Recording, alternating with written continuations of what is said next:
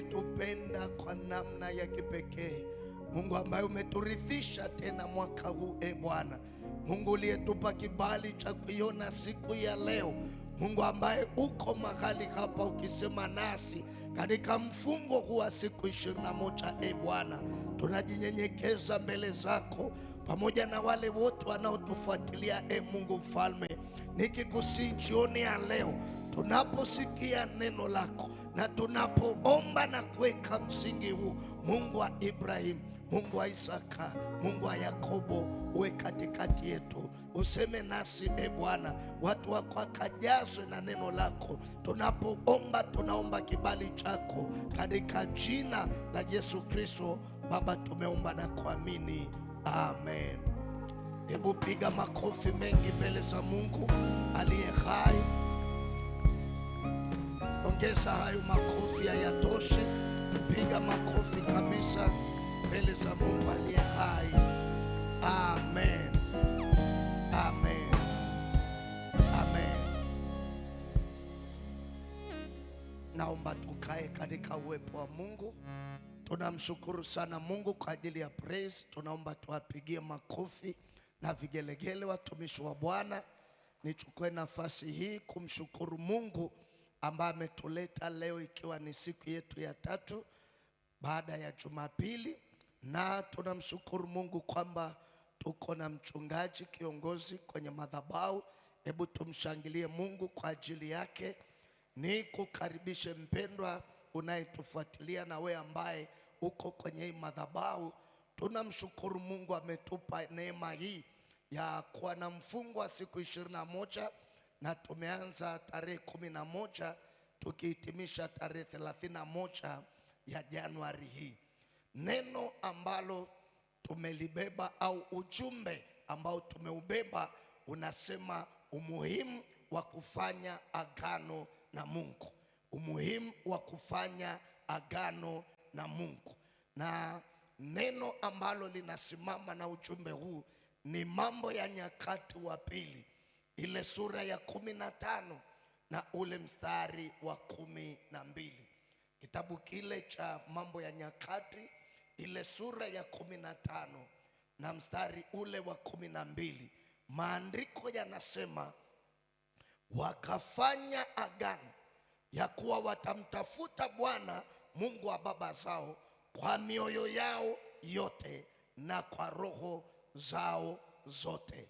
Tukasema siku ya jana, hawa ni watu walioanza safari, na kama wewe ulivyoanza safari.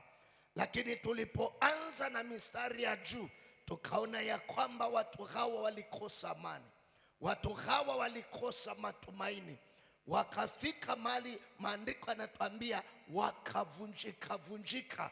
Hakukuwa na amani kwa mtu anayeingia wala kwa mtu anayetoka, ila fadhaa kubwa ndio ilikuwa imetawala. Wakaitana wakaweka agano la kumtafuta Bwana.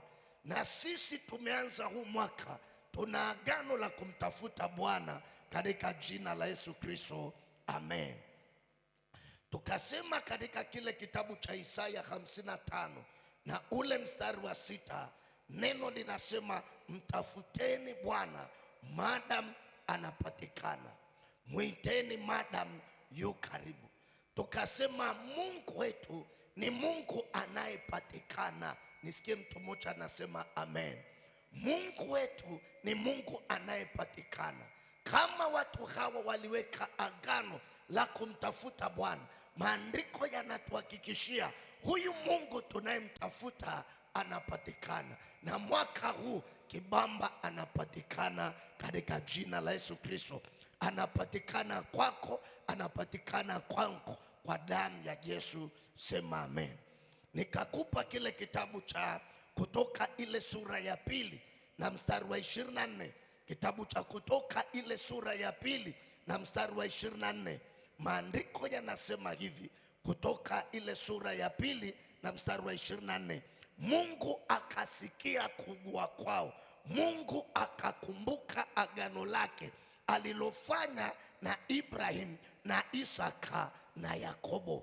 Nikakwambia umuhimu wa kuweka agano wakati wa mapito yako, si kwamba wewe ndiye unayelitafuta agano, ila agano linakutafuta, na agano lina tabia ya kumkumbusha Mungu juu ya ahadi zake kwenye maisha yako. Jina la Bwana libarikiwe. Ndio maana tunaona ni kipindi ambacho miaka imepita zaidi ya miaka 400 ambayo Mungu alikuwa ameongea na Ibrahim ya kwamba nitakupa uzao, lakini kuna majira ambayo uzao wako utakwenda nchi ya utumwa, na watakapofika kule watateswa, lakini mimi nitawatoa na mali nyingi. Sasa imepita miaka mingi na uzao huu wa Ibrahim umejikuta uko Misri na uko chini ya utumwa wa Farao. Sasa walipokuwa kwenye mateso wakaanza kulia, lakini walipolia Mungu akalikumbuka agano. Nilikwambia Mungu ni Mungu wa maagano. Unapoweka agano naye, lile agano si kwamba tu unaliweka wewe kama wewe, lakini lile agano litakulinda na kukutetea kizazi chako chote. Sema amina.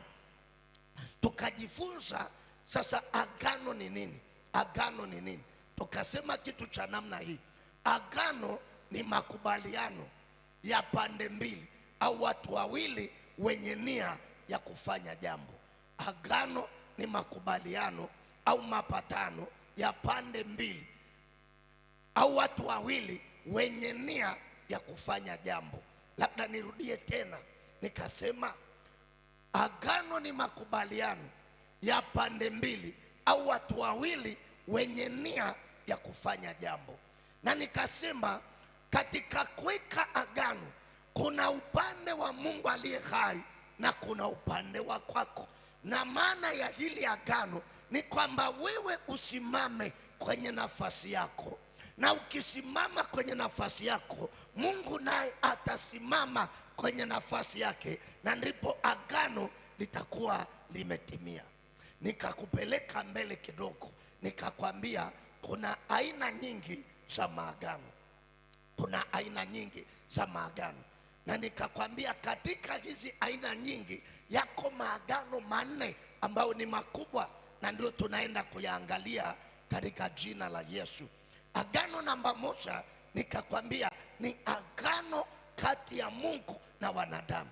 Kati ya Mungu na wanadamu. Hili agano ni agano la Nuhu. Mungu aliposikia harufu ya kumpendeza wakati Nuhu amemjengea Mungu madhabahu akatoa sadaka, Mungu aliamua kushuka yeye mwenyewe akaja kuweka agano na mtu anaitwa Nuhu. Na mimi nakuombea mwaka huu Mungu aweke agano na maisha yako katika jina la Yesu Kristo. Haleluya. Agano namba 2 ni agano kati ya mwanadamu na mwanadamu. Hili ni agano ambalo unaweza ukaweka kati ya mtu na mtu, labda mkawekeana agano juu ya jambo fulani, juu ya uaminifu. Lakini pia kuna maagano mengine labda ya mtoto na mzazi, ni agano kati ya mwanadamu na mwanadamu. Na Yakobo aliwahi kufanya hili agano, ni agano kati ya mwanadamu na mwanadamu. Agano namba 3 nikakwambia ni agano kati ya mwanadamu na shetani, yani mwanadamu na shetani. Ndio maana tunaona watu wanatambika, watu wanaenda kwa waganga, watu wanatoa watu makafara, watu wanafanya ibada za miungu. Haya ni maagano kati ya mwanadamu na shetani. Ainuliwe Mungu, tuna agano letu na Mungu mwaka huu. Haleluya. Agano namba 4 ambalo ndilo tunalosimama nalo katika mfungo huu wa siku 21 ni agano namba 4 linalosema agano kati ya mwanadamu na Mungu, au agano kati ya mtu na Mungu. Agano kati ya mwanadamu na Mungu. Agano kati ya mwanadamu na Mungu. Na hili ni agano ambalo tunasema ni mtu na Mungu. Kwa hiyo tukasema kitu cha namna hii, Mungu anachotaka mwaka huu, watumishi wa Bwana mnaonisikiliza na wale mnaonifuatilia, ni Mungu awe kamati yako ya ufundi kukufanikisha mwaka huu. Sema amen. Mungu awe mshirika wako wa karibu wa kutembea nawe na kuhakikisha ya kwamba unafika kwenye hatima. Kwa hiyo tunapoenda kuweka agano na Mungu, tunatafuta ushirika, tunatafuta Mungu awe mbia wetu, awe mdau wetu wa kila hatua. Ndio maana tulipoanza Jumapili tukasema kabisa ya kwamba mkabidhi Bwana kazi zako, atayanyosha pia mapito yako. Jina la Bwana libarikiwe. Kwenye Mithali 16 ule mstari wa kwanza, Mithali 16 mstari wa kwanza anasema ya kwamba maandalio ya moyo ni ya mwanadamu, lakini jawabu linatoka kwa Bwana. Kwa hiyo namna unavyojiandaa, namna unavyoweka agano na Mungu, ndivyo utakavyopata majawabu ya mwaka huu. Na hatuna mashaka Mungu tunayekwenda kuweka naye agano atasimama upande wetu katika jina la Yesu. Amen. Bwana Yesu asifiwe. Natamani tuende mahali siku ya leo. Nikakwambia tunaposoma katika Zaburi ya 115 mstari wa 16, Zaburi ya 115 na ule mstari wa 16 anasema mbingu ni mbingu za Bwana, bali nchi amewapa wanadamu. Kwa hiyo Mungu ana nafasi yake mbinguni na sisi tuko duniani. Kwa tunachotaka ni Mungu aje ashughulike na maisha yetu hapa duniani. Na ndio tukapata ile Wakorintho wa kwanza ile sura ya 3 na mstari ule wa 9. Wakorintho wa kwanza ile sura ya 3 na mstari wa 9, maandiko yanasema hivi: maana sisi tu wafanyakazi pamoja na Mungu, ninyi ni shamba la Mungu, ni jengo la Mungu. Jina la Bwana libarikiwe. Mungu anasema anafanya kazi pamoja nasi. Kwa nini? Hatamani uanze peke yako, hatamani uende peke yako, hatamani utende peke yako, hatamani uwaze peke yako. Anasema yeye anafanya kazi pamoja nasi. Na mimi nakuombea mwaka huu uwepo wa Bwana uende pamoja nawe katika jina la Yesu Kristo. Haleluya. Watumishi wa Mungu, ninatamani nikupeleke mahali ambapo Mungu atatupeleka viwango vingine kwa jioni hii ya leo. Lakini naomba nikukumbushe neno hili.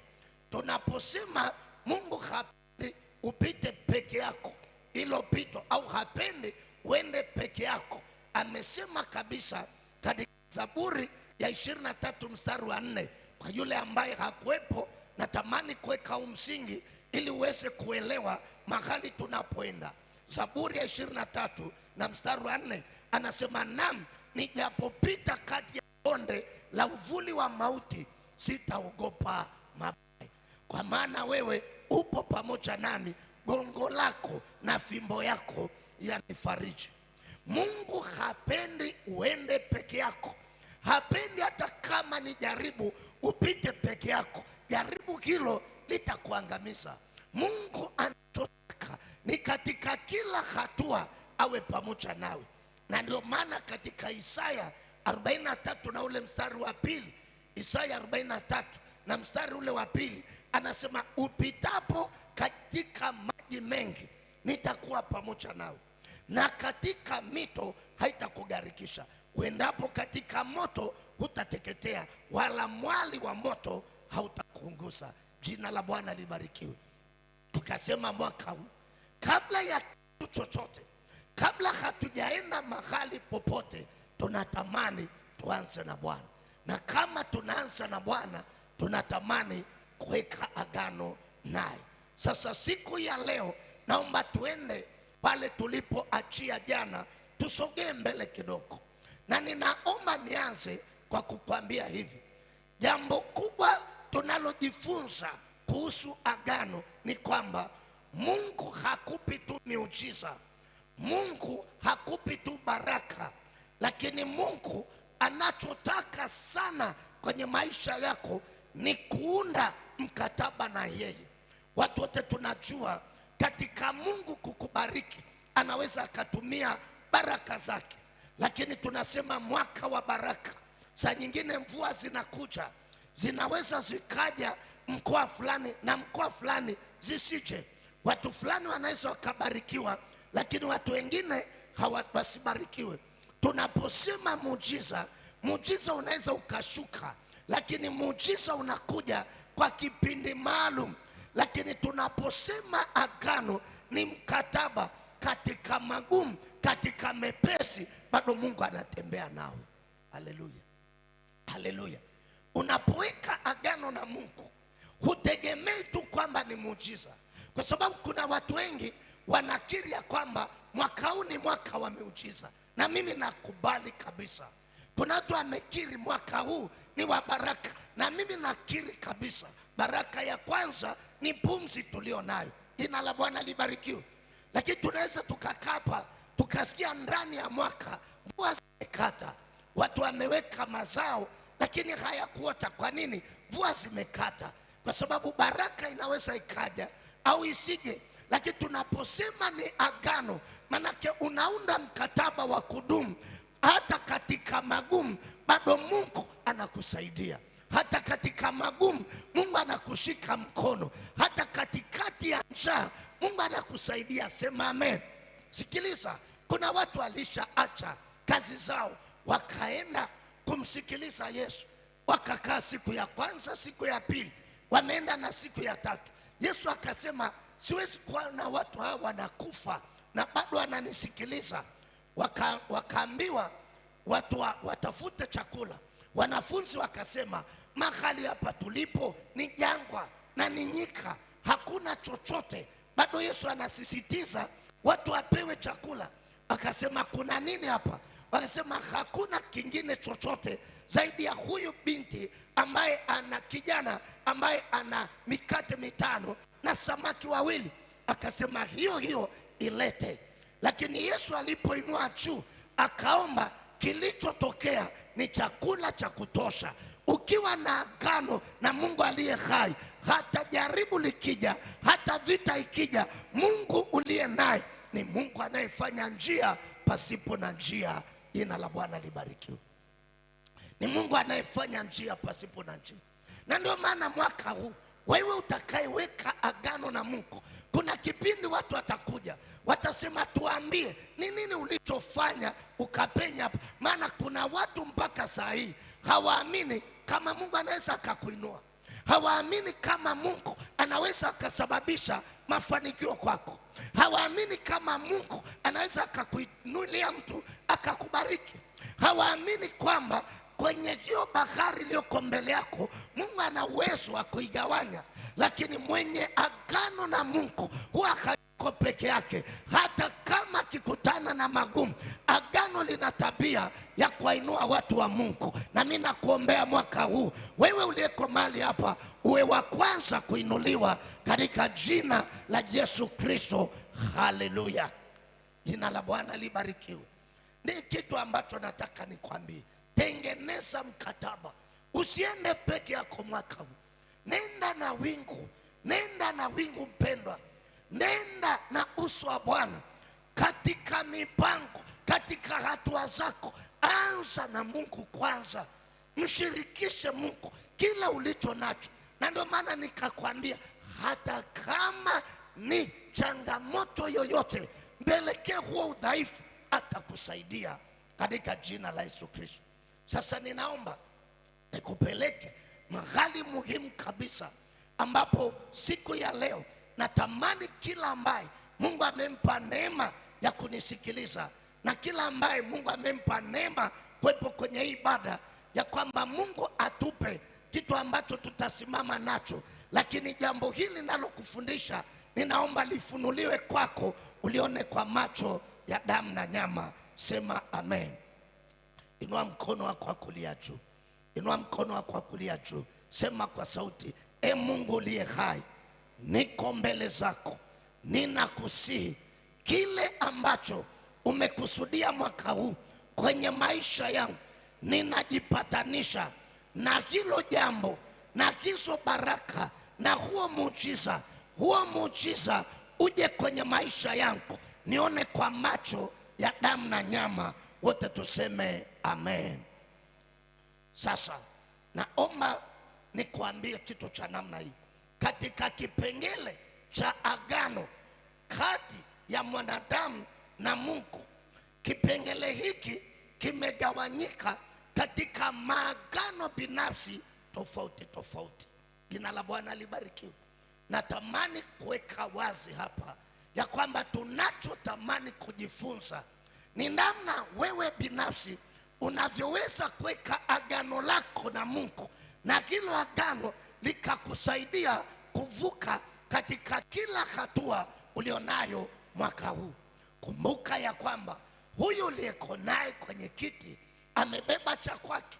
Huyu uliyeko naye, mwingine ni msomi, mwingine mfanya biashara, mwingine ni injinia, mwingine ni mtumishi, mwingine mjasiriamali, mwingine ni mfugaji. Kila mmoja ana jambo lake ambalo anasimama nalo mwaka huu ili kufika kwenye hatima. Sasa kwenye hilo jambo lazima uwe na agano binafsi. Sasa mojawapo ya agano naloenda kukufundisha, andika kwa herufi kubwa, ni agano la kiuchumi. Jina la Bwana libarikiwe. Agano la kiuchumi, financial covenant, agano la kiuchumi. Wapendwa watumishi wa Mungu, nimeanza na jambo hili kwa sababu wote tunajua ya kwamba mwaka unapoanza ni mwaka wa kuweka msingi wa kila kitu.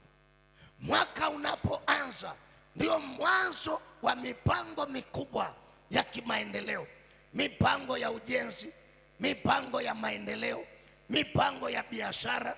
Wanafunzi wanakwenda shule. Ni mwezi ambao Januari kama tunavyojua ni mwezi wa kiuchumi, ni mwezi watu wanaotumia kuwekeza, kuziandaa ndoto zao na kuingia nazo kazini ili ziwe halisi. Kwa hiyo utakuja kugundua ya kwamba mwezi huu ni mwezi wa kiuchumi, na mimi ninakuombea katika jina la Yesu Kristo, Januari hii uone mkono wa Bwana ukikuvusha katika kila hatua iliyoko mbele yako katika jina la Yesu. Kuna watu wamefungua shule leo, lakini napoongea saa hii kuna wazazi wengi wiki hii hawataweza kupeleka watoto shule. Ni kwa sababu gani? Kwa sababu ya uchumi, kwa sababu ya ada. Kuna watoto watakwenda shule na pengine wameenda leo, wamerudishwa kwa sababu hawana vitu fulani, wengine tu hata ile uniform. Kwa sababu nini? Kuna mapito kwenye eneo la kiuchumi. Sasa napoenda kukufundisha agano la kifedha, ni lile agano unaloweka na Mungu ili ashughulike na uchumi wako mwaka huu katika jina la Yesu. Sema amen. Sema amen. Ninaomba nikwambie tena kwa utulivu kabisa, Mungu amekuingiza mwaka huu. Kama Mungu amekuingiza mwaka huu, elewa mwaka huu umebeba cha kwako. Ulipoingia mwaka, hukuingia peke yako, na adui ameingia pia, anafuatilia maisha yako. Tunaposema tunaweka agano na Mungu, ni ili hili agano likutetee, hicho ambacho Mungu amekusudia kwenye maisha yako kitimie kwa jina la Yesu. Sema amen. Sema amen. Hicho ambacho Mungu amekusudia. Naomba tena nirudie kwa kusema, tunapoanza mwaka kila mmoja ana mawazo, na tukikaa hapa hata tutakapoomba, kila mmoja ana wazo, mwaka huu natamani nifanye kitu hiki. Kila mmoja anazo ndoto hapa.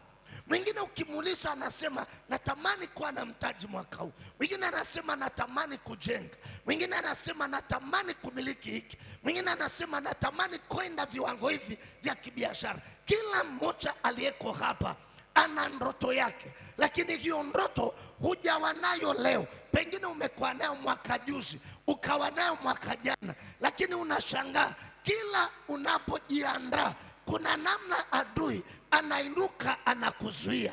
Lakini agano hili binafsi, pamoja na adui kuinuka dhidi yako, hupigani wewe. Hiyo vita si ya kwako, ni ya Bwana. Atakutetea mpaka utakapofika kwenye hatima kwa jina la Bwana.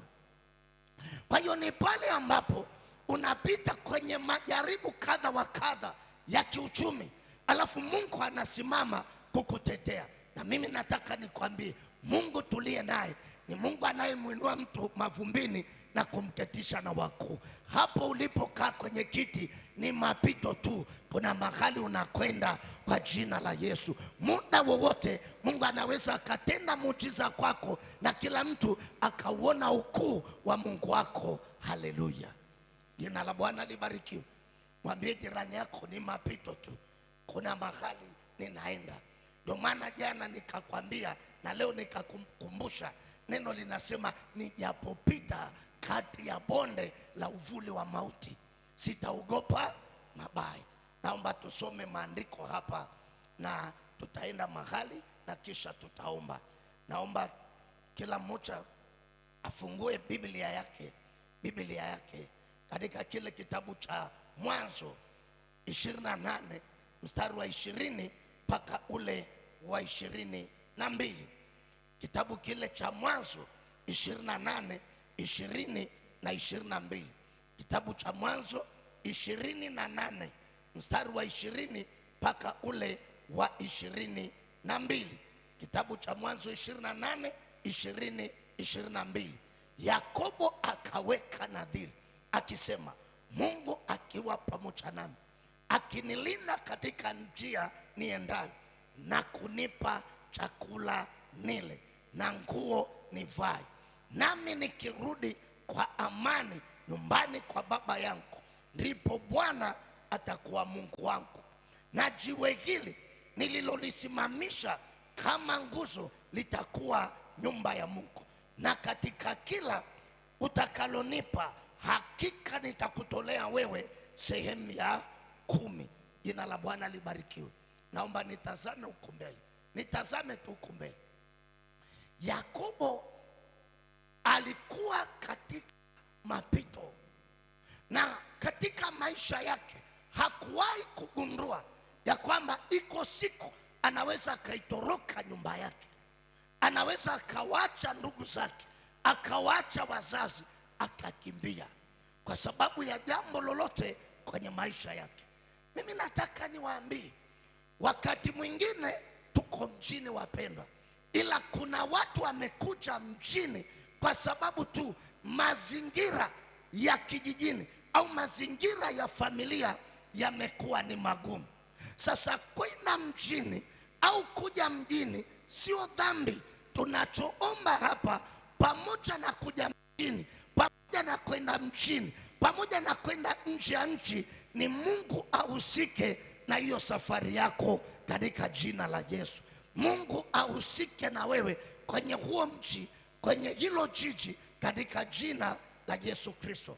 Yakobo akiwa hajui hili wala lile, baba yake amemwita kaka yake anaitwa Esau, akamwambia kanitafutie mawindo mazuri, chakula nachokipenda, ili nile nikafurahi.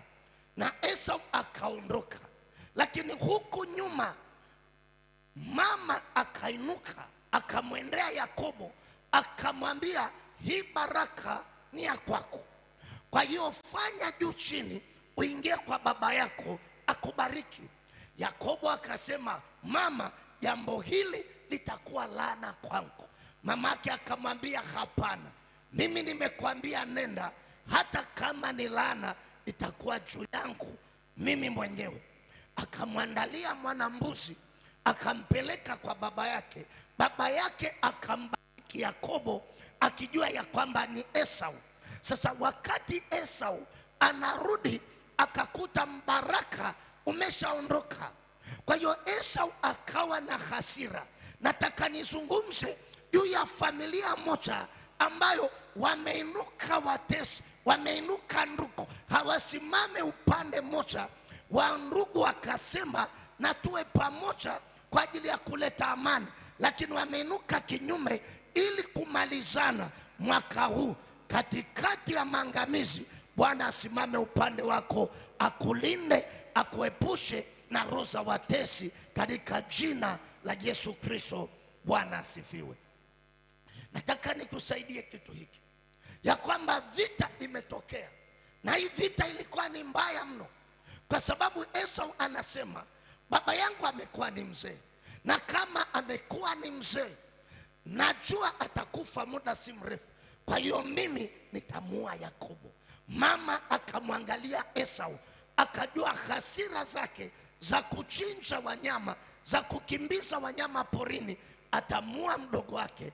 Alichomwambia, akamwambia, inuka mwanangu Yakobo, nenda kwa Labani kajiponye hapo. Safari ikaanza. Mabibi na mabwana, ninajua hata sisi tuna safari ya Januari kuelekea Disemba. Kwenye hii safari Mungu awe pamoja nawe. Mungu akulinde, akulinde Januari hii, Februari, Machi, Aprili, Mei, Juni, Julai, Agasti, Septemba, Oktoba, Novemba na Disemba. Popote unapoenda mwaka huu, Mungu awe sehemu yako. Mungu awe mfadhili wako, anakuache upande wako, anakuache mfadhili wako, kwa kuwa tunakwenda kuweka agano naye, na kila mwenye agano anatetewa na Bwana. Acha mwaka huu tuanze kitofauti katika jina la Yesu Kristo. Bwana Yesu asifiwe. Ninakuombea sana, na ninakuombea mtu wa Mungu, na ninatamani leo ninapoendelea na ujumbe huu, Mungu atupe nafasi ya kwenda mbele zake na kulia na kuomboleza. Ninachoenda kuomba, mpendwa, kama utamka leo, sijakuombea leo, nimeanza Jumapili na siku ya jana na hata leo, ninaomba ukiinua miguu yako, ukainua macho yako, chochote unachoenda kukitia kwenye mikono yako, hata kama ni kidogo, agano la Bwana likakufanikishe katika jina la Yesu Kristo. Bwana Yesu asifiwe. Nisikilize. Unaposoma ile Zaburi ya kwanza na ule mstari wa 3, nisikilize kwa makini. Huu ni ufunuo. Ule mstari umebeba mambo manne makubwa. Anasema kitu cha namna hii, naye huyu ni mtu ambaye hana mzaha, naye anazungumzia habari za maisha ya mtu ambaye hana mizaha. Na sisi mwaka huu hatuna mzaha na maisha kwa jina la Bwana. Anasema naye atakuwa kama mti uliopandwa kando kando ya vijito vya maji. Ameanza na hiyo sentensi, niangalie huko mbele. Hebu sema kando kando ya vijito vya maji. Manake kama ni mti, na anasema kando kando ya vijito vya maji. Ufunuo tunaopata hapa ni kwamba mti ni mmoja, lakini ule mti umeota kando kando ya vijito vingi vya maji, unaoleta maji kwenye huu mti. Kwa hiyo huu mti lazima utastawi. Inua mikono yako miwili juu, sema Bwana Yesu, mwaka huu ninaomba unifunulie njia nyingi za baraka kufanikisha maisha yangu kwa jina la Yesu. Piga kelele, sema amen.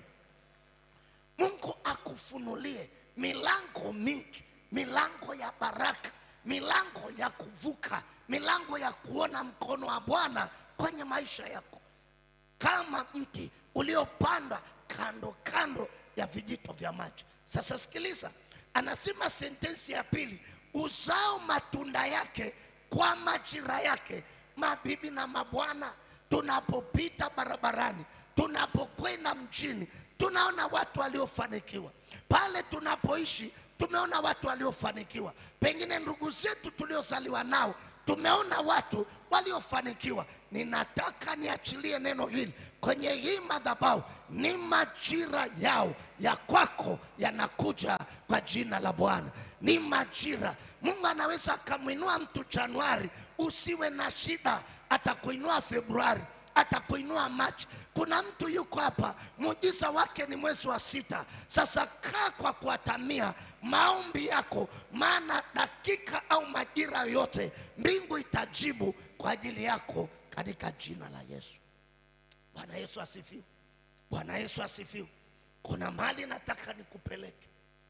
Kuna mahali nataka nikupeleke. Nikuonyeshe jinsi Yakobo alivyotengeneza huu mkataba, alivyotengeneza hili agano, na namna Mungu alivyomfanikisha, ili tunapoingia kwenye maombi asiwepo hata mmoja ambaye hataona kuvuka jioni ya leo. Nataka nikwambie, kama Mungu ana tabia ya kuinua watu, amini na wewe unaenda kuinuliwa mwaka huu kwa jina la Yesu. Sema amen. Sasa Yakobo alipoenda kwa Isaka na akambariki, sikiliza, Esau amekuja akakuta baraka imeondolewa na akawaza kumua mdogo wake. Mama amemwambia kimbilia kwa Labani. Sasa anatoka, unisikilize, anatoka anakwenda kwa Labani. Hajui kama Labani atampokea, hajui kama Labani atampa kazi, hajui kama Labani atakuwa mwema kwake. Kwa hiyo anakwenda, lakini ana maswali kwenye maisha yake. Na inawezekana mpendwa, yuko mtu mmoja aliyeanza maisha Januari hii, na ndani yako kuna maswali makubwa ya kwamba kweli nitafika Disemba?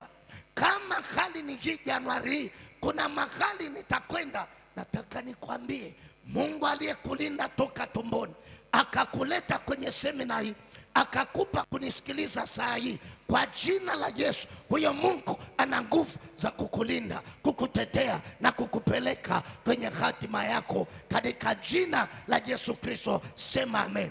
Katika maisha yetu tumepita kwenye milima na mabonde. Si kwamba watu wanatuchekea kila inapoitwa leo, si kwamba watu wanatukubali kila inapoitwa leo. Wakati mwingine wanainuka kinyume na sisi, wakati mwingine wanatuloga, wakati mwingine wanataka watumalize kabisa, lakini neema ya Yesu imetufunika kwa jina la Yesu Kristo. Hapo ulipo, pengine walishaamua siku moja wakuangamize, na ulikuwa umelala haujui kilichoendelea. Pengine walishakuja hata kwenye nyumba yako ili wahakikishe kabisa wanatoa roho. Ainuliwe Jehova asiyetutoa kuwa mawindo kwa meno yao. Mungu huyo anayekutetea kila inapoitwa leo, ndiye huyu atakuvusha. Utaiona Januari mpaka Disemba, na si ya mwaka huu tu. Mungu atakuwa pamoja nawe mpaka hatima yako hapa duniani itakapotimia. Sema amen.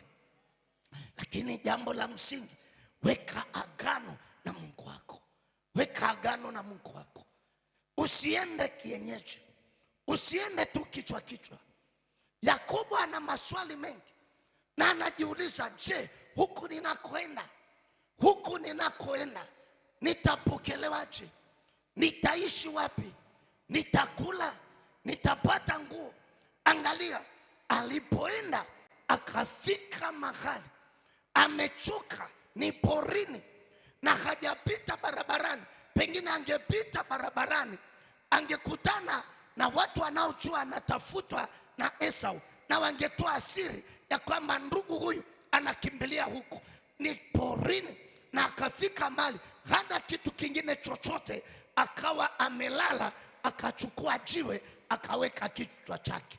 Kumbe mahali pale babu yake Ibrahim alikuwa ameweka pale agano, pakaitwa Betheli, manake ni nyumba ya Mungu. Jina la Bwana libarikiwe. Na yeye hakujua, kwa sababu babu yake alikuwa ni mtu wa agano, na yeye akaanza kuona malaika wanapanda na kushuka. Nisikilize ufunuo nao kupa hapa. Hakuona malaika wakishuka na kupanda, aliona malaika wanapanda na kushuka. Manake pale alipokuwa palikuwa ni makao ya malaika Na mimi ninaomba malango yako mwaka huu yawe ni makao ya malaika wanaokulinda na kukutetea katika jina la Yesu Kristo. Sijasikia mtu anasema amina hapa. Tungeshangilia kwa makofi na vigelegele ya kwamba mwaka huu hatuendi peke yetu, tunaenda na uso wa Bwana katika jina la Yesu. Haleluya. Wapendwa watumishi wa Mungu, angalia kitu ambacho Yakobo anasema mali hapa. Amezungumza maneno mazito kidogo, na mimi ndo nataka nikupe kitu alichoamua kukifanya. Akaamua kuweka agano na Mungu wake. Anaweka agano gani? Alipogundua ya kwamba mahali pale wako malaika, jambo la kwanza akaenda asubuhi na mapema akatafuta mafuta. Na hili alikuwa ni jambo la dakika moja, maana hakuwa na chochote. Alienda kutafuta, akachukua jiwe akalisimamisha. Anaanza kutamka maneno haya ambayo ni mazito kwa jioni ya leo. Anasema kitu cha namna hii. Jambo la kwanza, kama Mungu atakuwa pamoja nami. Anatafuta Mungu awe pamoja naye. Na mimi nilikwambia katika kitu cha kwanza mwaka huu unachotakiwa kukilinda kuliko kitu kingine chochote ni Mungu ahusike na wewe na kile unachokifanya. Yakobo anasema ikiwa Mungu atakuwa pamoja nami, na ninakuombea kwenye hili agano la mwaka huu Mungu awe pamoja nawe. Nisikie mtu mmoja anasema amen katika jina la Yesu. Atakuwa pamoja nami. Jambo la pili, anazungumza kitu cha namna hii. Anasema kama Mungu atanilinda katika njia niendayo. Ndio maana nimekwambia unaweza ukawa kila mwaka unaanza mwaka vita ni ile ile. Kama ni kwenye uchumi iko pale pale. Kama ni kwenye biashara vita iko pale pale. Kama ni kwenye mahusiano, hakuna mahusiano ambayo hayakutoi machozi. Kama ni kwenye biashara, unafanya biashara kubwa na fedha inakuja, haikai mkononi. Mwaka huu mojawapo ya agano tunalokwenda kuweka na Mungu ni agano la ulinzi katika jina la Yesu Kristo. Haleluya. Nisikilize, kuna mtu akianza mwaka ni magonjwa mwanzo mwisho. Kuna mtu akianza mwaka ni madeni yasiyolipika mwanzo mwisho. Kuna familia ambazo ni za mafarakano, hakuna siku atakaa pamoja.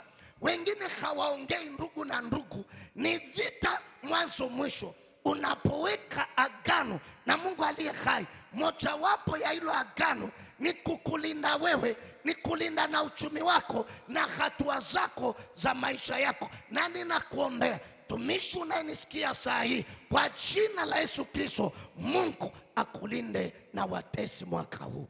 Mungu akulinde na roho za watesi mwaka huu. Nataka nikwambie, unaweza ukawa umebeba karama yako nzuri na umepewa na Mungu na ukatamani kuitumia, lakini akainuka mtu akapingana na hiyo karama, akapingana na hicho kipawa. Unaweza ukawa uko kwenye familia na unawasaidia ndugu, na saa nyingine umejenga na nyumba ambayo na wao wanakuja wanaishi hapo, lakini wanaweza wakawa kinyume na wewe na wakatamani hata ufe. Na si tu kwamba ufe alafu nyumba irithiwe na watoto, wawe na hao watoto wachukue vya kwako. Lakini ukiwa na agano na Mungu aliye hai, Mungu anakulinda. Na ninakuombea mwaka huu Mungu akulinde wewe, alinde ndoto zako, alinde uchumi wako, alinde afya yako. Chochote ulicho nacho kilinde na Bwana mwaka huu kwa damu ya Yesu. Amen. Anasema akinilinda, akinilinda, akinilinda mwaka huu. Na sisi tunatamani tulindwe. Anazungumza kitu kingine hapa, kama Mungu atanilinda. Anazungumza kitu kingine cha tatu, anasema kama Mungu atanipa chakula nile. Kama Mungu atanipa chakula nile. Sijajua kama nilizungumza mahali hapa au nilizungumza mahali fulani. Kama nitakuwa nimezungumza kwenye madhabahu, acha nikukumbushe. Siku moja nilikuwa ninaelekea kwenye huduma na nikawa naenda barabara hii inayokwenda mjini. Kuna eneo ambalo lina uwanja, na wakati ninaenda nikakuta watu wengi wamejaa kwenye lile eneo, na kuna mtu ambaye alikuwa ameweka mfuko wake pale pembeni, alafu amelala kwa mgongo lakini amekufa. Wamechukua kanga wakamfunika. Kumbe yule ndugu inasemekana kwamba yeye sio wa hapa Dar es Salaam, ametoka mkoani, ila hawajui. Yawezekana alikuwa ametokea upande huu wa kwetu wa magharibi. Sasa alipoona maisha yamekuwa ni mabaya, akaanza ile biashara ya kuokota makopo. Unapookota makopo, unaweza ukawa unatembea namna hii. Wapendwa, ile ni kazi, lakini ni kama imebeba laana fulani. Unaona kama wale watu wanasaidia usafi barabarani, lakini kwa kweli hakuna, yani biashara au hakuna kazi ya utumwa na iliyobeba kitu cha hatari kama ile biashara ya kuokota makopo. Maana unaweza ukaamka asubuhi, kumbe wenzako wawili wameshatangulia mbele na unapita tu na barabara, maana unatafuta watu waliotupa chupa kwenye magari yao, wakanywa maji wakamaliza, wakatupa zile chupa au zile kopo za plastiki.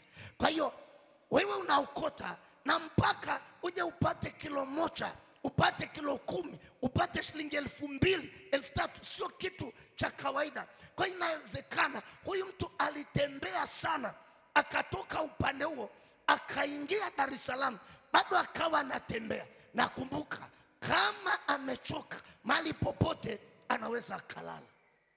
Sasa alipofika hilo eneo, watu waliona ameenda kwa mama ntilie kuomba chakula na hakuna mtu alimsaidia. Kwa hiyo akatoka na ule mfuko, akaweka mfuko pembeni, akachukua kopo moja akaliwekea kichwani pale, akalala, na ndio kufa kwake, akawa amefia hapo. Nachotaka kukwambia, si kila mtu ambaye amekuja mjini anafanikiwa. Leo hii tuna watu wasomi waliokuja mjini kama wewe, wakitaraji kupona kama wewe, wapate pesa kama wewe, wajenge kama wewe, wafike mbali kama wewe, wanunue gari kama wewe, wapate marafiki kama wewe. Wameishia kulala kwenye baraza za nyumba za watu. Tatizo ni nini? Tatizo ni moja tu, hawana ulinzi wa kimungu. Mimi nataka nikuombee mwaka huu, Mungu akulinde hata yakija magumu, mkono wa Bwana uwe upande wako katika jina la Yesu. Sema amen. Na ndio maana natamani tukaweke hili agano la kiuchumi, tukaweke hili agano mbele za Mungu aliye hai, kwamba mwaka huu katika kila hatua ya maisha yako, mpendwa, muone Mungu katika jina la Yesu Kristo. Sema amen. Jambo la 4 analozungumza hapa, anazungumza kitu cha namna hii. Anasema ikiwa Mungu atanipa nguo nivae. Hebu kila mmoja aseme nguo nivae. Rudia tena, sema nguo nivae. Rudia tena, sema nguo nivae. Anachozungumza hapa Yakobo ni nguo za kawaida kama hizo ulizovaa au kama nilizovaa mimi. Lakini kwenye upande wa kiroho, anaposema nguo nivae kiroho, manake Mungu ukanifichia aibu. Jina la Bwana libarikiwe. Hebu tupungiane hewani kwamba Mungu, maisha yangu yasiwe ya aibu, maisha yangu yasiwe ya kudharaulika, maisha yangu yasiwe ni hali ya kukosa nguvu zako, kukosa kibali chako. Manake kama huna nguo, manake ni aibu imekufunika. Niko mahali hapa jioni hii ya leo kwenye maombi haya ya siku 21 mwaka huu, Mungu akuondolee aibu katika jina la Yesu Kristo. Sema amen. Sikiliza ninachokuambia. Mtu ambaye una chakula na Mungu akakupa nguo ukavaa, unakwenda nyumbani, familia iko sawa. Kama wanasoma, na kama ni ibada unakuja ibada, na kama ni sadaka unatoa, na pengine kukiwa na jambo yawezekana Mungu anakupa kulifanya. Mimi nataka nikwambie kiroho, wewe umevaa nguo. Kuna mtu anaamka asubuhi, hata hiyo chai hadi atakunywaje. Kuna mtu anaamka asubuhi hana cha kufanya. Na ndio maana mpendwa, mwaka huu tunapoanza, nyenyekea kwa Mungu aliye hai. Kama Mungu amekupa cha kufanya, ainuliwe Mungu, una cha kufanya. Tunapoongea saa hii, kuna watu na miaka hawana cha kufanya. Tuko hapa kwenye agano la kiuchumi kwamba mwaka huu Mungu akupe cha kufanya katika jina la Yesu Kristo. Sema amen. Inua mikono yako. Mungu amesema ataibariki kazi ya mikono yako. Sema, Bwana Yesu, mikono hii nilioinua mbele zako, ninajipatanisha na baraka yako, ninajipatanisha na uchumi. Chochote ambacho nitakifanya cha halali mwaka huu, kiwe ni sababu ya mimi kufanikiwa na kuvuka kwenye eneo la kiuchumi katika jina la Yesu Kristo. Sema amen. Jina la Bwana libarikiwe. Anazungumza kitu cha tano na cha mwisho. Anasema, na kama nikirudi kwa amani. Kama nikirudi kwa amani nyumbani, kwa nani? Kwa baba yangu. Anazungumza kitu cha namna hiyo. Nataka nikuonyeshe hili agano jinsi ambavyo limebeba vitu vizito. Anasema, kama Mungu kwa upande wake atanitendea haya yote. Ni kweli sina chochote, sina fedha yoyote, sina nguo za kutosha, na ninakwenda mahali ambapo sipajui, lakini Mungu akinitimizia haya, akawa pamoja nami, akanilinda njiani, akanipa chakula na nguo nivae, akanisaidia nikaenda nikarudi kwa amani nyumbani kwa baba yangu. Sijarudi na ugonjwa, sijarudi nikiwa kwenye jeneza, lakini Bwana akanisaidia. Nikawaona tena wazazi, nikawaona tena ndugu zangu, nikamwona tena mama yangu. Anamwambia sasa, Mungu wewe ukifanya ya namna hiyo, na mimi sasa nina ya kwangu ya kufanya. Sema amen. Jina la Bwana libarikiwe. Jina la Bwana libarikiwe. Yakobo anasema nini? Anasema mambo haya matatu. Anasema, ndipo mimi Bwana akuwa Mungu wangu. Ninachokuombea, Mungu awe mfadhili wako mwaka huu katika jina la Yesu. Anasema ndipo Mungu atakuwa Mungu wangu. Kwa nini Mungu wangu? Alikuwa anasafiria Mungu wa babu yake na wa baba yake. Hajawahi kumfanya Mungu akawa ni Mungu wa maisha yake. Na mimi nakuombea mwaka huu, mfanye Mungu awe ni Mungu wa maisha yako katika jina la Yesu. Anasema Mungu atakuwa Mungu wangu, ni wa kwangu. Ndio maana nikakwambia hili linaitwa ni agano binafsi. Yakobo alikuwa peke yake, analiweka mali hapo. Anazungumza kitu kingine, anasema kitu cha namna hii. Unisamee kidogo hapa, ni kama pana upepo, ukiona kama nafungua. Anasema hivi, kila utakalo nipa Mungu, yani huku nakoenda sijui nini kitatokea, lakini umenilinda huko na tayari umeshanitetea, ukalinda vya kwangu, utakuwa ni Mungu wangu. Sasa kila utakachonipa mimi, hakika nitakutolea fungu la 10. Nini? Anatengeneza mkataba, anaweka ubia wa maisha yake na Mungu. Anataka kuweka agano la kiuchumi. Anamwambia Mungu, wewe kanipe hivi vitu, wewe kanibariki, kanilinde, nipe chakula na nguo nivae, niondolee aibu, niondolee umaskini, niondolee roho ya kukataliwa, niondolee mafarakano, nirudi nikiwa mtu kati ya watu.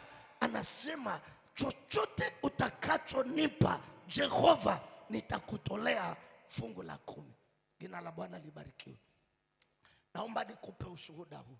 Hebu tupungiane hewani kidogo. Tupungiane hewani kidogo. Nakupa huu shuhuda. Dada mmoja alimaliza chuo kikuu. Alipomaliza chuo kikuu, akiwa anaongea na rafiki zake, akawaambia, wapendwa, mimi namaliza degree, lakini ninachotamani kazi yangu ya kwanza isichelewe, iwe tu ya karibu, lakini mshahara wangu wa kwanza usipungue 3,000,000 keshi. Watu wakamwambia, ni nchi hii ama ni nchi nyingine? Wengine wakamwambia, unajua, kwanza utakapoenda kuomba kazi usipeleke cheti cha degree. Kama una cha diploma, anza nacho cha degree baadaye, kwa sababu hakuna mtu anaweza akakuajiri na akakupa shilingi 3,000,000. Hiyo ni take home. Akasema, ninamwamini Mungu wangu. Akaenda nyumbani, akamkuta baba na mama, akawaambia, baba yangu na mama yangu, ninawaombeni shilingi 300,000. 300,000 tu. Akawaambia, mimi nitazirudisha, ninajua Mungu atanipa kazi. Sasa binti huyo alikuwa ni mwaminifu kweli kweli, na wazazi hawakuwa na wasiwasi kwa sababu ya tabia nzuri ya huyu binti yao. Kwa hiyo wazazi wakatoa kama ilivyo nyekundu, wakazitoa kabisa 30, nyekundu 10, wakazitoa, wakamkabidhi yule binti.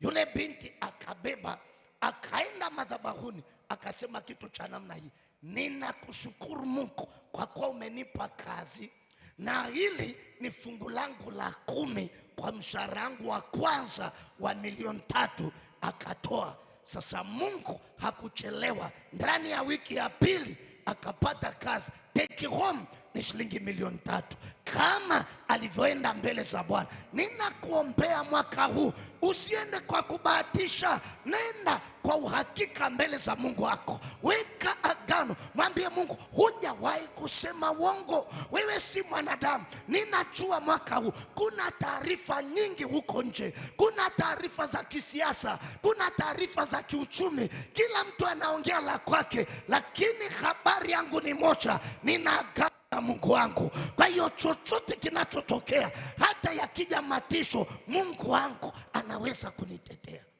Jina la Bwana libarikiwe. Jina la Bwana libarikiwe. Naomba nikusaidie, usiende tu kwa kubahatisha. Anamwambia kabisa Mungu, nitakutolea, nitakutolea. Lakini anamwambia jambo la tatu, ya kwamba katika hili eneo ambalo umenionekania, na sisi tunaomba kwenye haya maombi ya siku 21, Mungu atuonekanie. Wangapi wanaamini Mungu atatuonekania? Jina la Bwana libarikiwe. Sasa usikose haya maombi, na kuna mali tunakwenda pazuri kabisa. Sikiliza nikwambie mpendwa, anasema ya kwamba mahali hapa, kwamba umenisaidia nikaenda huko nakoenda nisikojua, lakini umenilinda, umenipa chakula na nguo nivae, ukanipa mali, ukanilinda. Mahali hapa nitakujengea madhabahu. Anasema sasa, kama tunaweka mkataba, ushahidi ni upi? Alama ipi ambayo inaonyesha tuna agano? Akachukua lile jiwe, akalisimamisha, akachukua yale mafuta, akayamwaga, akaanza safari. Nipungie hewani nikwambie jambo. Jina la Bwana libarikiwe. Yakobo alienda kwa Labani. Alipofika kwa Labani, aliona binti mmoja wa Labani anaitwa Raheli, wengine wanapenda kuita Recho. Akampenda, lakini siku ya ndoa, badala ya kupewa Raheli, akapewa dadake mkubwa anaitwa Lea, na huyu Lea alikuwa na tatizo la macho. Kumbuka mahari yake ni miaka 7. Na mimi sijui uko hapa Dar es Salaam ni mwaka wangapi mpendwa ukipambana. Kuna watu wameshakata tamaa kwenye usharika huu. Kuna watu wanataka kurudi nyuma. Kuna watu wamefika mahali wapendwa, hata kijijini hakuendeki, nchini hakukaliki. Lakini nakwambia mwaka huu Mungu tuliye naye ni Mungu anayesema tunayaweza mambo yote katika yeye atutiaye nguvu. Kwa jina la Yesu Kristo, acha Mungu afanyike njia pasipo na njia mwaka huu. Hatuna mashaka. Kama unaamini pamoja nami, hebu piga makofi kwa Yesu na kigelegele ya kwamba ninachokiona sio ni siasa, sio ni hali ya hewa, sio ni matangazo ya watu. Sisikia kwamba eti hakuna kazi, ila ninajua Mungu wangu ana neno moja tu: mavuno ni mengi, watenda kazi ni wachache. Na mimi ni mtenda kazi pamoja na Mungu mwaka huu. Kwa hiyo ni mwaka wangu wa kuvuna katika jina la Yesu. Sema amen. Jina la Bwana libarikiwe. Jina la Bwana libarikiwe. Nataka nikusaidie. Nataka tukiingia kuomba, usiombe kitu ambacho haukijui. Natamani hili neno likae ndani yako. Natamani ujue umuhimu wa kuweka agano lako binafsi na Mungu mwaka huu. Mpendwa, kuna mali unapita kiuchumi. Kuna mali ambapo umekwama. Kuna mali ni kama unazunguka mlima. Kuna mali kila ukijaribu kusogea haupigi hatua. Lakini Mungu wa agano atakusaidia. Anasema mimi ndiye nikupae nguvu za kupata utajiri ili niliimarishe agano. Acha tuweke na Bwana agano la kuinuliwa na Mungu mwaka huu katika jina la Yesu. Na pale anaposema anamuinua mtu mavumbini, anamketisha na kumwambie Mungu, anahitaji kuinuliwa mwaka huu ni mimi hapa, na Mungu atakutendea kwa jina la Yesu. Akapewa Lea badala ya Raheli. Akasema kitu cha namna hii: kwa nini mmefanya hivi? Akaambiwa, kwetu hakuna hicho unachokifikiri. Huwezi ukaanza na mdogo kabla ya mkubwa. Akasema, kwa hiyo inakuaje? Mawazo yangu hayako kwa Lea, yako kwa Raheli. Akaambiwa miaka 7 mingine. Kwa hiyo akawa ametumika kwa ajili ya kupata mke ampendaye miaka 14. Anasema Labani alisimama kinyume na baraka katika kuletea wanyama, yani wanyama wale watunzwe vizuri wa Labani. Miaka 6 jumlisha miaka 14 ni miaka 20 amekaa kwa Labani. Hakuna kitu cha maendeleo alichofanya. Amefika mali anasema, ni lini nitashughulika na mambo yangu? Nataka nikwambie mpendwa, mazingira uliopita, mapito uliopita, mateso yaliyokuzunguka ifike mwisho kwa jina la Yesu. Acha Mungu akuonekanie kwa damu ya Yesu. Sema amen. Angalia kitu anachofanya Yakobo cha kwanza anamwambia Labani, ninakuomba kuanzia dakika hii nisikae hapa. Nataka kushughulika na mambo yangu. Inua mkono wako wa kulia. Sema, Mungu uliye hai, mwaka huu Bwana, ninakuomba unipe kushughulika na mambo yangu ya mafanikio katika jina la Yesu Kristo. Sema amen. Anasema ni lini nitashughulika na mambo yangu. Ni kwa nini? Yuko kwa Labani, kwa mjomba wake zake ni watoto wa Labani, mifugo ni ya Labani, chakula ni cha Labani, hata akizaa watoto ni wa Labani. Kwa hiyo hakuna cha kwake ambacho hakiko chini ya utumwa. Ninakuombea mwaka huu Mungu akuondoe kwenye utumwa wowote katika jina la Yesu Kristo, na akupe uhuru wa kifedha kwa damu ya Yesu. Piga makofi kwa Bwana. Sema amen. Jina la Bwana libarikiwe. Akutengeneze Rehobothi yako. Yawezekana maisha yako umekutana na Sitina, umekutana na Eseki, upinzani na ugomvi. Kila ukijaribu kuinuka vinakuja vikwazo. Acha Mungu mwaka huu akutengeneze nafasi yako ya kumiliki na kutawala kwa damu ya Yesu. Na maombi haya ya kiagano yanakwenda kufanya hivyo Kwa mtu mmoja sema amina. Jina la Bwana libarikiwe. Sikiza wapendwa, wakati anatoka anarudi sasa nyumbani, watoto wa Labani wakainuka wakamwambia, wewe unachukua utajiri wa baba yetu. Sikiliza wapendwa, kuna watu hawaamini kama utakaoinuke. Kuna watu hawaamini kama utakaojenge. Kuna watu hawaamini kama utakaovai. Ndugu yangu mtumishi wa Bwana, imenitokea mimi tena nikiwa usharika fulani, nisiutaje kwa sababu kuna watu wanafuatilia wasijisikie vibaya. Nimekuja hapa mjini, nimepambana gereji hujawahi kuona. Nilikuwa sina nguo. Mama mchungaji hapa ananifahamu nikiwa mdogo kabisa. Nakwambia huyu kijana hapa ni bonge. Nilikuwa ni mifupa, ukiniangalia ni kama mzee, wesi amini. Ninatoka gereji, ninakwenda kwaya na nguo za gereji. Alafu ninatoka naenda nyumbani Jumamosi.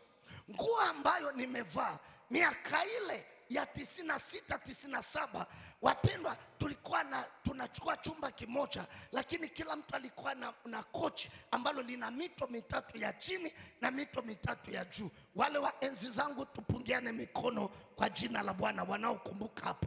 Kwa hiyo nilipokuwa nafika nyumbani, nilikuwa natoa hii mito ya juu ya kujiegemeza kwenye kochi. Nachukua ile feni ya kupuliza, ile ya ndani kabisa, sijaiona hapa. Kuna feni inakaa ndani, ni kama ndefu namna hii. Sasa inazunguka namna hii, inazunguka kwa sababu kulikuwa na joto sana kule Temeke. Sikiliza mabibi na mabwana, nilichokuwa nafanya pale kwenye ile feni, kuna kakitu kako pale juu, unakavuta pap, ukikavuta haizunguki. Sasa ukitoka gereji umeenda kwaya Jumamosi, unachofanya ni kuifua hiyo nguo, alafu naianika hapo kwenye kochi, unaifungulia upepo namba 5 mpaka asubuhi imekauka, uko nayo ibadani. Ndio maisha tuliokuwa nayo, ndio hali tuliokuwa nayo. Nisikilize nikwambie, siku navaa nguo ya kwanza, aliinuka mzee akasema hivi, nani amekupa hii nguo? Nilimwambia Mungu. Yani hata nikinunua peke yangu hakuna anayeamini, lakini nikamwambia Jehova, nipe za kutosha ili waamini, si kwamba nimesaidiwa, ila Mungu umenibariki, na mimi nakuombea hiyo baraka kwa jina la Yesu Kristo. Sikiliza nikwambie, Mungu alimsaidia Yakobo, na Yakobo akawaambia watoto wa Labani, baba yenu alinitumikisha miaka 16 kwa ajili ya binti zake, lakini miaka 6 kwa ajili ya mifugo, lakini Mungu hakuniacha, akanilinda.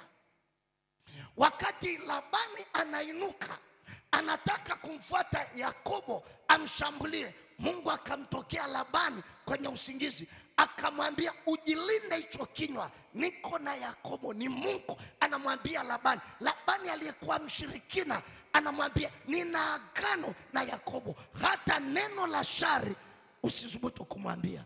Na mimi nakuombea mwaka huu kwa jina la Yesu Kristo, Mungu akakulinde wewe, akalinde na uchumi wako, afungue milango ya kiuchumi, na tunapoenda kuweka ile agano, mkono wa Bwana uwe upande wako. Ninaomba tusimame kwa jina la Yesu.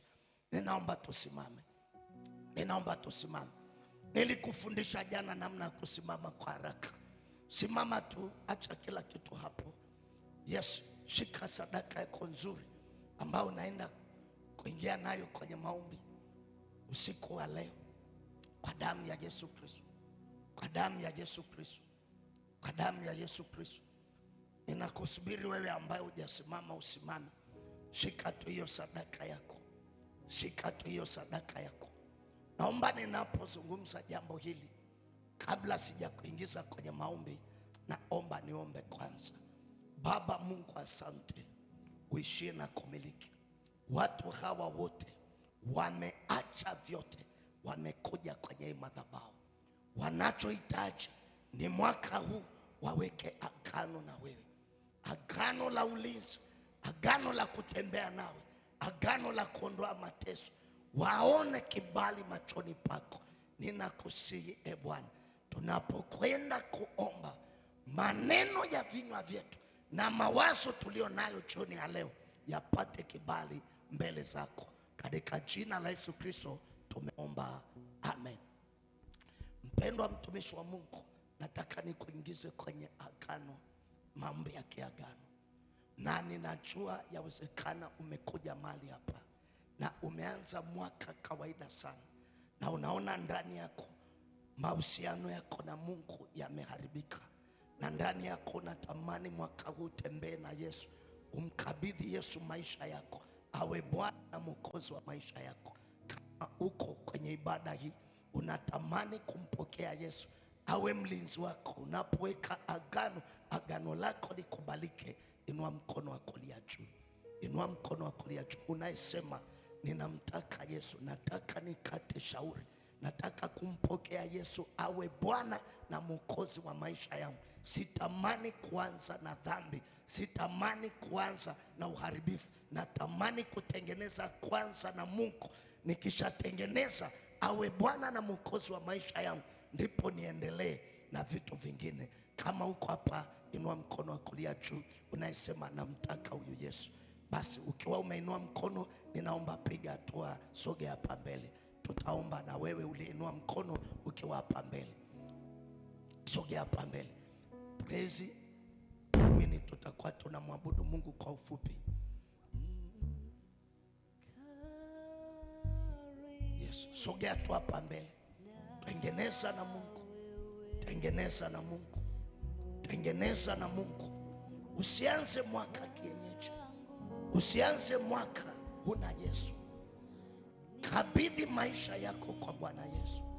Bwana Yesu awe kiongozi wa maisha yako, awe mtawala wa maisha yako, katika jina la Yesu Kristo.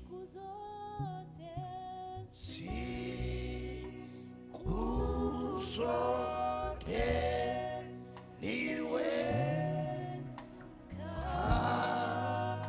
karibu na wewe, karibu zaidi, Mungu wangu.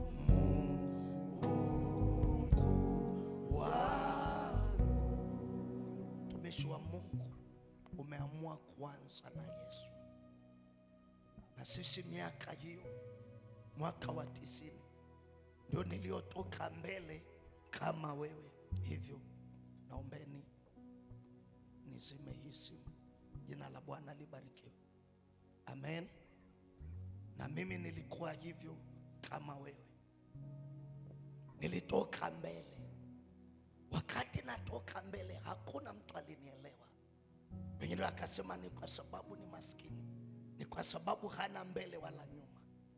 Lakini mimi nilichojua, nilimbeba Yesu, nikaamua kutembea naye, nikaamua kusimama kwenye utakatifu. Leo hii amenifanya kuwa mtumishi wake, amenifinyanga kama unavyoniona. Kuokoka sio ushamba, kuokoka ni kuwa na akili. Mimi nilipookoka ndio nilijua shule, na nikaenda shule peke yangu, chuo mpaka nikamaliza. Ndio nilijua kuna kufanya kazi kwa bidii, ndio nilijua kuna kuwekeza, ndio nilijua napaswa nijenge nyumba, napaswa nioe, na Mungu akanipa mke ambaye amekuwa ni sehemu ya maisha yangu na utumishi wangu. Kwa hiyo kuokoka si ushamba, kuokoka ni kuwa na akili, kuokoka ni kuwa kwenye mikono salama ya Mungu aliye hai. Naomba inua mkono wa kulia juu, wa kushoto weka kifuani. Na kama uko nyuma unataka kukiri hii sala, kiri kutoka ndani ya moyo wako. Sema, e Bwana Yesu, niko mbele zako, nimesikia neno lako, nimetambua ya kwamba dhambi ni mlango wa kuzuia baraka zangu.